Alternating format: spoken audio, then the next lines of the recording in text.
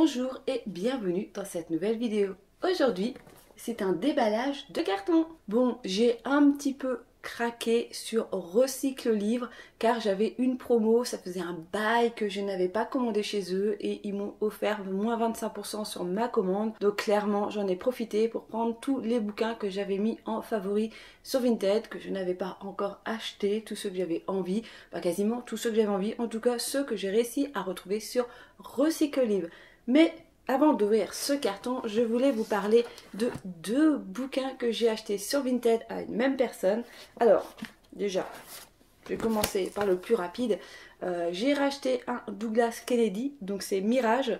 Je ne sais pas du tout de quoi ça parle, et tant mieux parce que j'aime bien commencer les bouquins sans savoir de quoi ça parle. C'est un Douglas Kennedy, voilà, un de plus. Ensuite sur Vinted j'ai acheté celui-ci, cet énorme recueil parce qu'il est énorme. Alors l'écriture est totalement microscopique, on est sur des feuilles dit papier à cigarette, hein, digne d'une bible. Alors c'est au roman horrifique. Ce bouquin je l'ai vu passer nombre de fois sur Vinted sans percuter qui il était.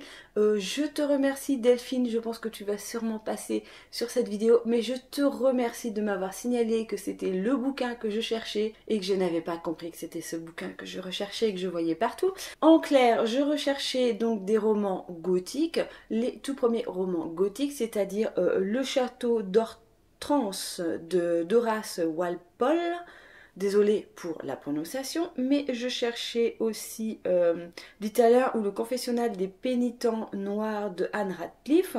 Alors il me manque La forêt de Anne Radcliffe. Bref, je pensais que ce recueil n'était pas aussi gros et je pensais surtout que c'était seulement des extraits de ces différents recueils et moi je voulais en fait les romans en entier. Je n'avais pas capté que ce magnifique bouquin recueillait donc 5 livres de la genèse du mouvement gothique dans la littérature. Donc nous avons, comme je vous ai dit, Le Château d'Otranto, l'italien, Le Moine que j'ai déjà donc de Matthew Gregory Lewis. Il y a Les Élixirs du Diable de Hoffman et Melmoth ou l'homme errant de Charles Robert Mathurin. Moi c'était surtout pour Le Château d'Otranto que je voulais ce bouquin, donc voilà, donc j'ai réussi du coup à l'obtenir à pas cher. Il y en a régulièrement sur Vinted dans différents états, il y en a qui sont vraiment pas jolis à voir, mais en général on le trouve pas très cher et c'est donc tous les premiers recueils gothiques comme je vous disais. Donc moi il est un petit peu dégueu sur la tranche, mais franchement j'ai vu pire. Nom d'attitude power, hein, parce que ce bouquin comme je vous disais je l'ai cherché, voilà, j'avais trouvé Le Château d'Otranto en version PDF sur Wikisource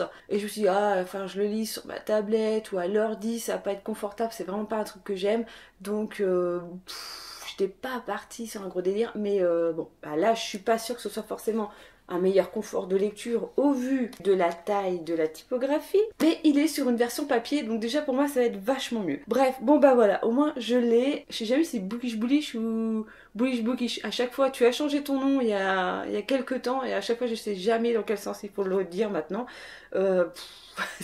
Voilà, bon bah tu cherchais des romans gothiques, moi je te dis vraiment ce recueil qui te regroupe les 5 romans gothiques de base. Si déjà t'as réussi à passer ça, c'est bon, tu peux aller lire autre chose. C'est un peu ce recueil-là aussi que j'avais à te proposer à ajouter à ta bibliothèque. On va peut-être ouvrir ce fameux carton de chez Recycle Livre.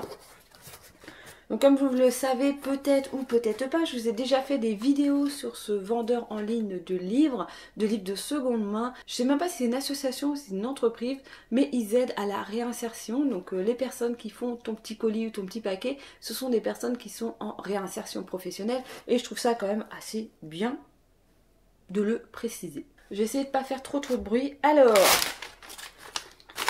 un petit papier de calage qui franchement n'a servi à rien.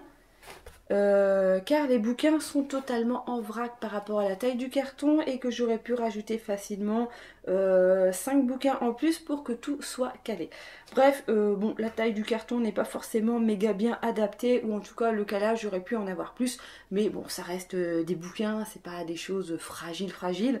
Surtout que je les ai pris tous dans un état bon, pas le moins cher, mais quasiment le moins cher parce que l'état acceptable il n'y en avait quasiment pas. Puis après les prix augmentaient vraiment fortement sur des états neufs, voilà. Donc j'ai pris vraiment un peu le milieu de gamme, c'est-à-dire bon.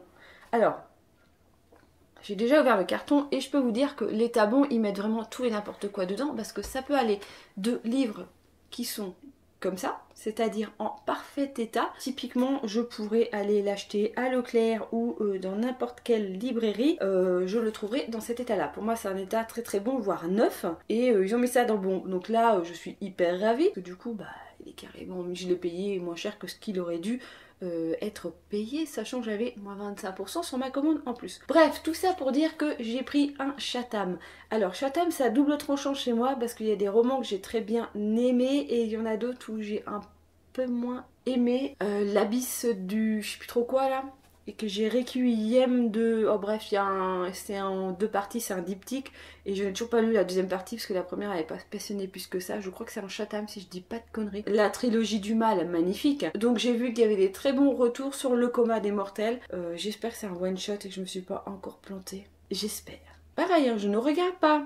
Donc bon, bah, j'espère que c'est un one shot, sinon bah, j'irai acheter ce qui va avec et puis voilà. Hein. Si vous l'avez lu, dites-moi tout de suite en commentaire qu'est-ce que vous en avez pensé, si c'est un très bon choix. Donc j'ai pris ça, j'ai pris un Stephen King, voilà. Donc pareil, état bon, bah ouais, il est un petit peu corné, un petit peu cracra derrière, mais pour moi ça reste correct.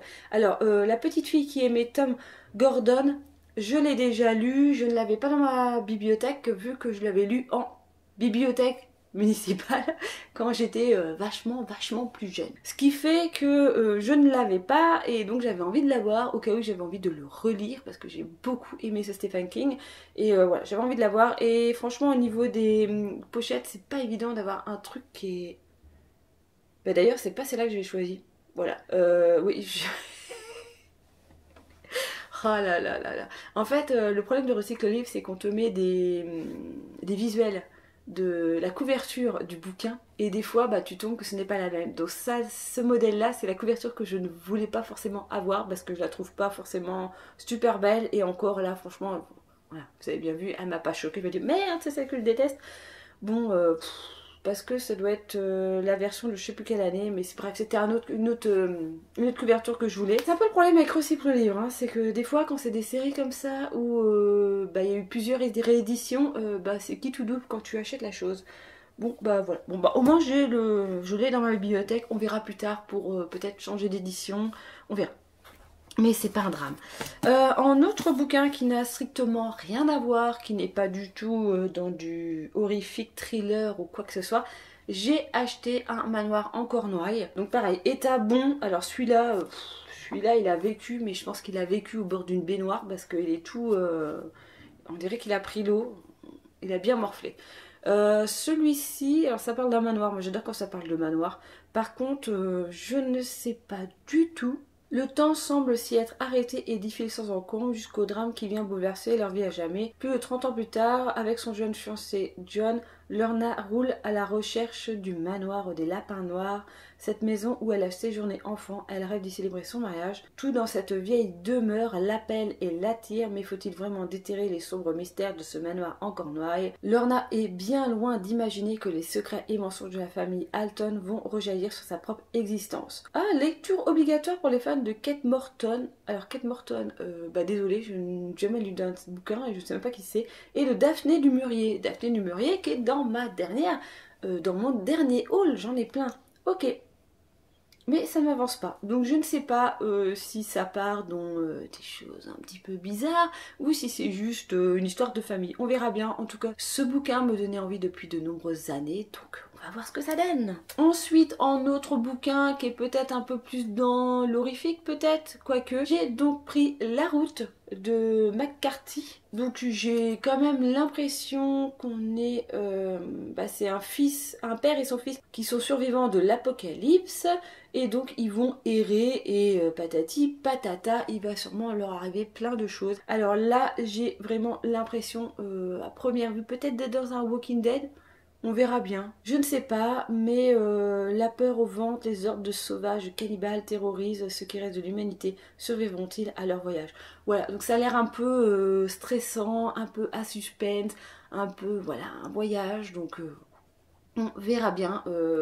Moi, ce bouquin, il me donne envie depuis de nombreuses années et je me suis dit, c'est le moment de l'acheter. Ensuite, j'ai pris un bouquin qui me donne envie aussi depuis de nombreuses années, que j'en entends beaucoup parler, quoique je sais plus, je crois que j'ai vu quelqu'un, je sais plus qui, sur Booktube, une personne que je suis qui l'a commencé et qui a pas du tout aimé. J'ai pris le livre sans nom de Anonyme, avec la couverture où tu ne vois pas du tout le titre, parce que j'ai le tome 2, La Lune, je crois que c'est ça. J'avais le tome 2, donc je me suis dit, bah, vu que j'ai le tome 2 pour pouvoir le commencer, il me faut bien le tome 1. Donc voilà, donc je me suis pris le tome 1 dans la même édition que j'ai le tome 2, histoire d'avoir un truc cohérent. Donc c'est la saga du Bourbon Kid.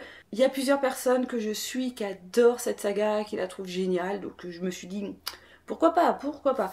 Je ne sais pas trop de quoi ça parle, si je crois que c'est un serial killer aux États-Unis.